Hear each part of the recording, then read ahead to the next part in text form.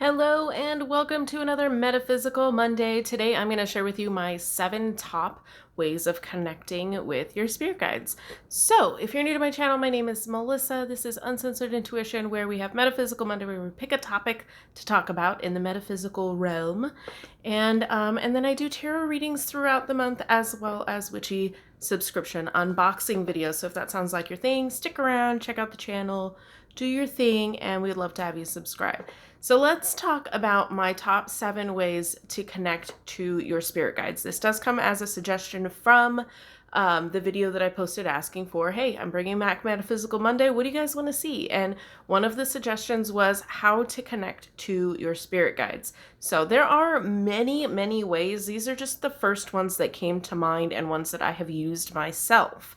So without further ado, number 1, guided meditation. I feel like that's like a beginner level thing, especially if you're not good at meditating. Like anyone can meditate, but it does come more difficult for others. I have one of those brains that is constantly talking to me, and sometimes I can't decipher if it's just my brain going on a rant, if it's spirit trying to connect, if whatever. And trying to meditate without assistance is not always easy. So I know that if that happens for me, then it has to happen for other people, right? So guided meditations are great. So there are guided meditations for all kinds of things, but there are specific ones that connect you to your spirit guides. I cannot remember. It was several years ago, and I believe the lady's name was Lisa something. If I can find it, like I can't go to my history because I watch so many YouTube videos, but if I can find it again, I will link it in the comments. This one was like amazing, like the best by far. But I'm sure in the last 5 years or so since it's been, there's other really, really good ones out there. So, do your research, just look up guided meditations for meeting your spirit guide. You can actually meet them this way, and it's not just like an ongoing communication, although, did you guys see that?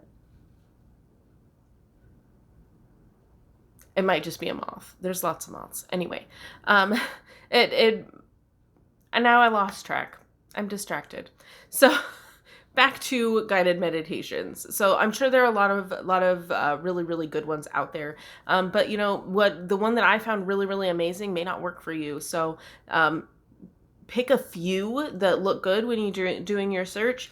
And don't be afraid to stop. Don't feel bad if you stop, like it doesn't feel like it's working, and try a different one. Absolutely. Different things are going to work for different people. The tone of the voice of the person doing the guided meditation may not work for you. So it literally could be anything as little as that. But guided meditation is a good way to start connecting with your spirit guide. Or if you feel like you've gotten some messages and you want to feel a little bit closer to them and meet them, there are a lot of guided meditations for meeting your spirit guide. But if I do find that one that I really, really liked, I'll link it in the description. My number 2 way to connect to your spirit guides. And let me just also say that they're already connecting. So there's that. Anyways, all right, number 2, talk to them and then ask for specific signs. This is a really good way to, if you don't feel like you're clairaudient, or you don't feel like you're cognizant, or you don't feel like you're clairvoyant, you don't see, you don't hear, at least not yet. You can develop any one of those things. But if you aren't connected in that way yet, signs are a good way to start connecting. If you're not experienced, ask for a specific thing, and it's a really common thing. Ask for 3 just to make sure that that's what it is, and it's not just a coincidence. But I don't believe in coincidences. So I usually, if it's something that I don't feel like I'm getting a clear answer on, I have a very recently, okay, personal story. Do you guys want a personal story? You're not here to answer me now, but if you don't, you can, double tap or triple tap and fast forward through this personal story for this specific technique. I quit my job in April. I asked my spirit guides because I was getting mixed, kind of like, there were days where I felt like there were signs that it was time to go, and then there were days where it was like, tough it out. So I wasn't really sure. I specifically said, think of something that you don't see all the time, okay? That's going to be an important part of asking for specific signs. Ask for a sign of something that you don't see in your regular life. Don't ask for a daisy, because daisies are very common decor motif, or like you'll see that. What I asked for, and I'm gonna go ahead and like air the whole thing because it's done and over with. Not going back to that job. Sorry if you're watching, Deb. Anyways, so uh I asked for a gold bar or a gold brick. You know what I'm talking about, right? Like a gold, like what you'd see in a movie or something, like a molded gold brick, right? Or block. A large solid chunk of gold. And that I want to be my sign if it is time to quit my job. When I see this sign, I'm going to trust that this is a sign and quit my job. So please show me this. 3 gold bars or blocks or bricks, whatever they're called. I don't know, but the spirit knows what you mean. A large solid mass of gold. Didn't expect it to come this way, so be open to anything. My 8-year-old was playing Minecraft and he was building something, and I don't really pay a whole lot of attention when they're playing Minecraft. It's fairly safe. They didn't at the time go online and like talk to other people. Now they talk to their cousin and stuff, but at the time they didn't. So I don't really pay a whole lot of attention. It's Minecraft. They're building stuff with blocks for the most part. I looked up for some reason, decided to look at the screen. I was doing something on my phone and decided I needed to look at the TV. And there he was building something out of, you guessed it, gold blocks. Okay, I see you, Spirit. I see you. But this could be a coincidence. So I'm gonna need three signs, 3 gold bars or gold blocks in that case. He was using that. There was already several on the screen. So I was like, that's a lot. So this could either mean yes, now, do it now, get out now. Or it could just be a coincidence. So, show me more. I was watching a show. I started watching, not Lumineers. That's a band. It's like a Showtime or HBO show. The Luminaries. Thank you. The Luminaries. And what do they pull out in this episode? Gold bricks, like stamped gold bricks that say Aurora on them. That was like the name of the claim or whatever. All right. I hear you. That was the sign. And then the next day, usually it happens like one day, day 2, day 3. One sign, 3 days in a row. That's how it usually goes. And then the third day, I was scrolling through YouTube looking for something to listen to in the car while I waited for the kids to get out of school. This was in April. And lo and behold, there's an ad for something like a buy and sell trade, like pawn shop type website thing where they buy gold. And guess what the picture was? 3 stacked gold bars, just like that. So there's an example for you. Ask to see a sign, ask to be shown a sign, be very specific on what you want that sign to be, and then like let it go and be open to it. You never know how it's going to show up. I got my 3 signs in weird, unexpected ways. So there, yeah, that. All right. But just overall, speaking to them, talk out loud. You're talking to yourself, you're talking to your higher self, you're talking to your spirit guides. Talk out loud. You would be surprised how many times, do you ever answer yourself? Do you ever talk to yourself and then answer yourself and possibly answer yourself in the third person? Yeah, that's probably them, right? So just talking out loud, sometimes a word will just pop in my head. It happens often. I'll just start talking out loud to myself and then like a word or a phrase will pop in my head and that's it. So you never know what you're going to get when you just like kind of reach out. You're reaching out vocally. All right. Number 3, obviously I should have started this with this one. Tarot. Use your tarot to connect to your spirit guides. I use tarot to connect to deceased people. Use tarot cards to connect to divine feminine energy. I just did very recently. It's, I believe, already posted on the channel. I'm not sure. It might be pending. But let's see. What else? Like, you can use tarot to connect to just about anything. Next week? Yeah, next week is alternative uses for tarot. So somebody suggested that. So there are a ton of ways and ton of things that you can connect with using tarot. Spirit guides, one of them.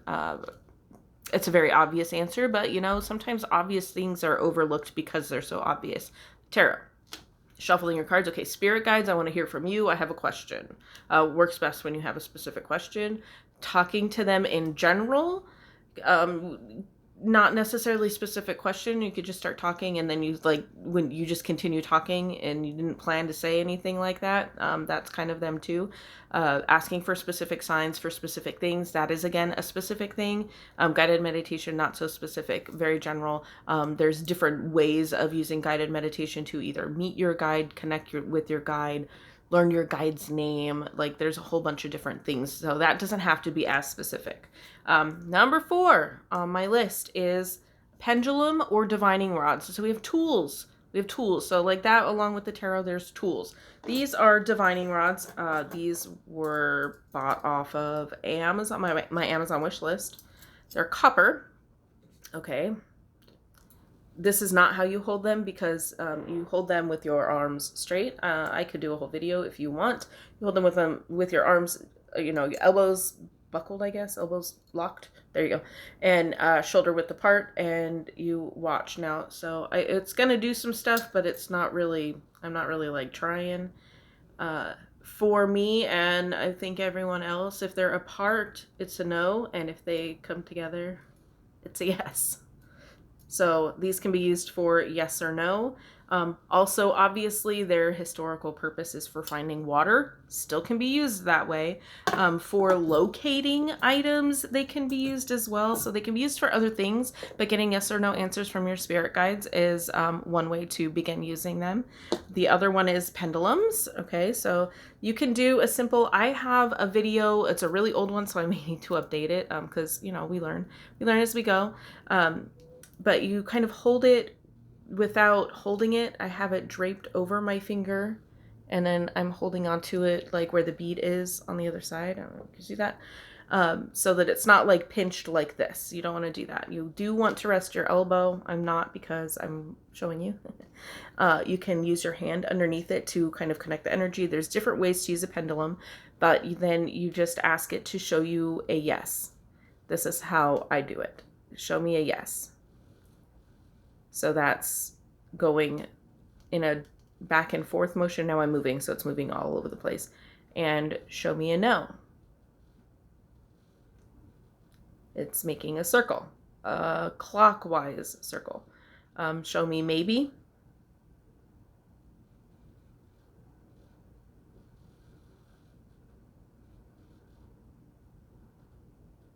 It keeps switching. So that could be its maybe. For me personally, I ask it to show me instead of commanding it to go a certain way. There are other schools of thoughts. It just depends on your own personal preference. There are people who say every pendulum, every time, is always yeses back and forth, away and toward me. No is this way, like shaking your head. Maybe is a circle or whatever. Like, they will assign it to all of their pendulums that way. I don't. I go off of what the energy of the pendulum wants to give me. That's easy for yes or no's. Also, you can use a pendulum board. This is one that I have that's very dusty because I haven't used it in a while. I purchased off of Etsy, and it has a pentagram on it, and it has yes, no, maybe, all the way around. So if it's going this way, then it's a no. If it's going this way, it's a rephrase the question. And if it's going this way, it's a maybe. You just lay it flat on the table, which you can't see me doing. And then you do the same thing. You hold it over and ask your question. I always like to begin with, if it's in my highest and best good, or is it in my highest and best good, or whatever, however you want to word that. yeah, so there's that. All right. Number 5. Now we're getting to some more, almost more advanced, maybe more intermediate. It depends on what you're into, though. So I don't feel like anything is either beginner level advanced. Some are just easier, and some of them take more practice. That's my opinion. I also don't believe anyone's an expert in anything.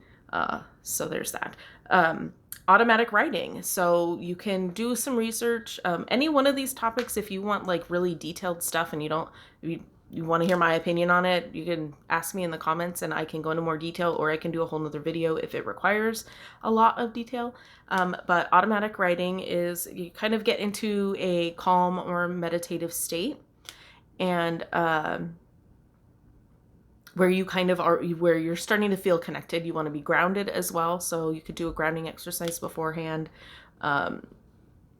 Whatever you want to do. Crystals that may help facilitate communication, which are typically going to be blue crystals, but not always. Amethyst, other purples, also connect to your crown chakra. So lots of crystals can help with that. Maybe that's a topic for another video. And you start writing. I like to start automatic writing with making sure I am directing the message is from specific entity or whatever. Dear universe, and beings of the highest vibration or of love and light, which whatever floats your boat. If you want to specify that it's not, that anyone else is not welcome, or if you want to specifically automatic write to your main spirit guide, you can direct that in the beginning. Just start like your first sentence in that kind of way. It doesn't have to be anything rigid or specific. It can be very general, but you have to start writing something for it to start coming through your hand. You can, I give you permission to work through my hand to deliver any messages that I need to hear, and just start writing words. I don't know what I'm writing. This feels dumb. And then words will start just flowing, and then you just keep writing until you feel like you're done, and then go back and read it and see what they had to say. So yeah, there's automatic writing. In the same vein, number six is automatic drawing. Same thing. You want to get into a grounded meditative kind of space where you're not going to be distracted. It's a lot easier to do these things if nobody's home, at least for me. If you have a private space where it's quiet and nobody will disturb you. If you are worried that you might be disturbed, that may hinder you a little bit too. So again, getting in the right frame of mind and the right headspace to do so. Automatic drawing. You could just start with little doodles or squiggles or whatever, and then just see where it goes from there. Even if you feel like you're doing all the work and you're not, like, it's different with automatic writing because you're getting words, you're seeing the words come to life on the paper.